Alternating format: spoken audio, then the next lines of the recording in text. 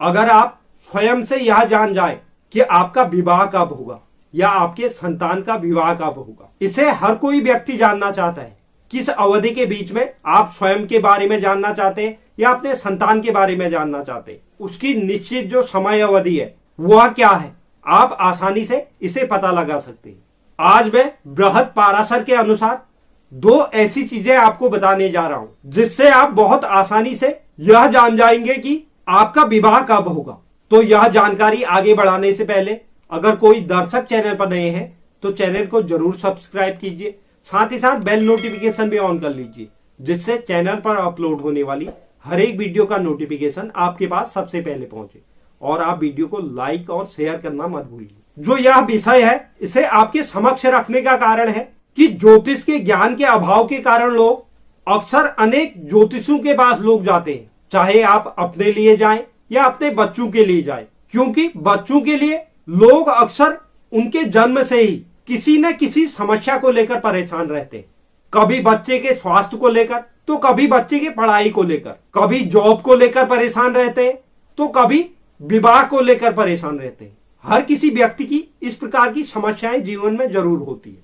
सबसे पहले व्यक्ति अगर बच्चे का स्वास्थ्य खराब रहता है तो उससे परेशान रहता है। उसके बाद उस बच्चे की पढ़ाई कैसी होगी, इसके बारे में लोग जानना चाहते हैं।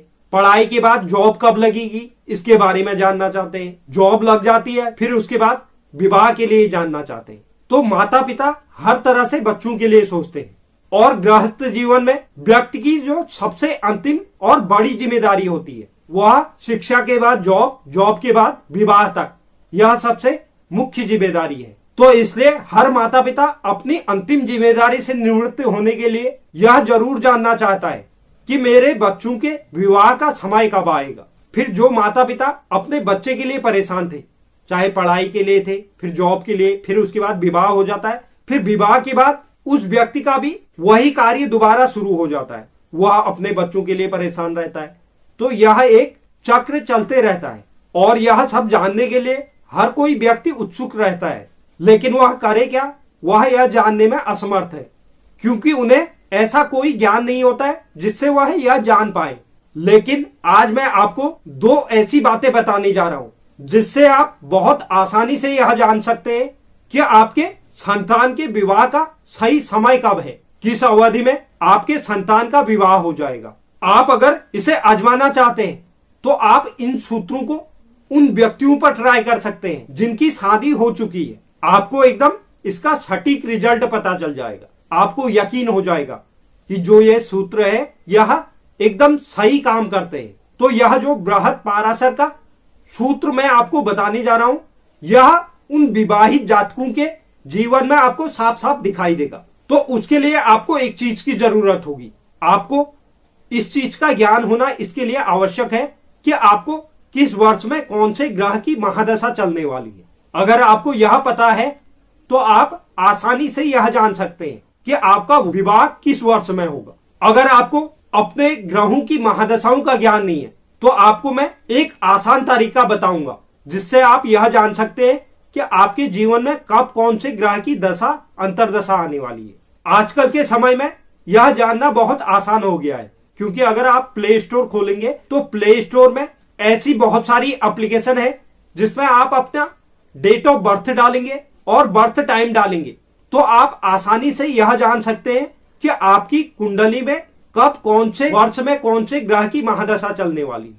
अगर आपको अब भी कोई समस्या हो रही है तो आप मुझसे संपर्क कर आप यह आसानी से जान सकते हैं कि आपके जीवन में कब कौन से ग्रह की महादशा चलेगी। मैं आपको यह आसानी से बता दूंगा। पहले तो आप स्वयं कोशिश कीजिए, क्योंकि इससे आपके ज्ञान में वृद्धि होगी।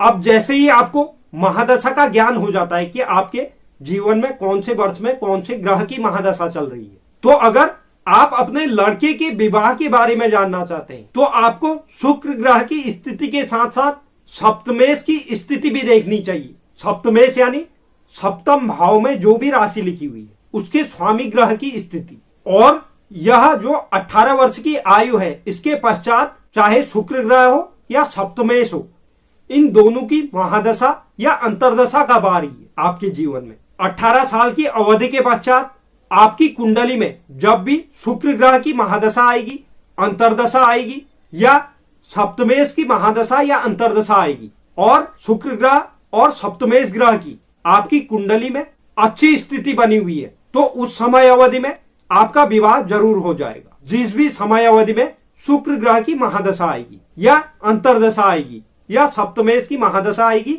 या अंतर्दशा आएगी, उस समय अवधि में आपका विवाह जरूर हो जाएगा। अगर आपको अपने कन्या के विवाह के बारे में जानना है तो आपको शुक्र की जगह में गुरु ग्रह को देखना है कि गुरु ग्रह की क्या स्थिति है और उनकी महादशा या अंतर्दशा आपकी कन्या के जीवन में कब आ रही है। इसके अलावा सप्तमेश यानी सप्तम भाव का स्वामी उस ग्रह की महादशा या अंतर्दशा उस कन्या के जीवन में कब आ रही है। चाहे सप्तमेश की स्थिति हो, गुरु ग्रह की स्थिति हो, या लड़के के लिए शुक्र ग्रह की स्थिति हो या सप्तमेश की स्थिति हो, जो भी ज्यादा प्रबल होगी उस ग्रह की महादशा, अंतर्दशा, प्रत्यंतरदशा में उस जातक या जातिका का विवाह 100% हो जाएगा। यह एक सटीक सूत्र है। अगर आप किसी के भी विवाह का सही समय जानना चाहते हैं तो आप इसे जरूर आजमाएं, और हो सकता है पहले आप ऐसे किसी आदमी पर सूत्र को अप्लाई करें जिनका विवाह हो चुका है। आपको इसका सत्य और झूठ का ज्ञान हो जाएगा, क्योंकि बृहद पाराशर के यह सूत्र बहुत साफ साफ और प्रभावी रूप से दिखाई देते हैं। तो आप इसे एक बार जरूर आजमाएं। तो यह बहुत महत्वपूर्ण जानकारी थी। उम्मीद करता हूं आपको यह जानकारी पसंद आई होगी। जो भी दर्शक चैनल पर नए हैं, चैनल को आप जरूर सब्सक्राइब कीजिए, साथ ही साथ बेल नोटिफिकेशन भी ऑन कर लीजिए, जिससे चैनल पर अपलोड होने वाली हर एक वीडियो का नोटिफिकेशन आपके पास सबसे पहले पहुंचे। और आप वीडियो को लाइक और शेयर करना मत भूलिए, और कमेंट बॉक्स में आप अपनी राय भी जरूर लिखें। धन्यवाद।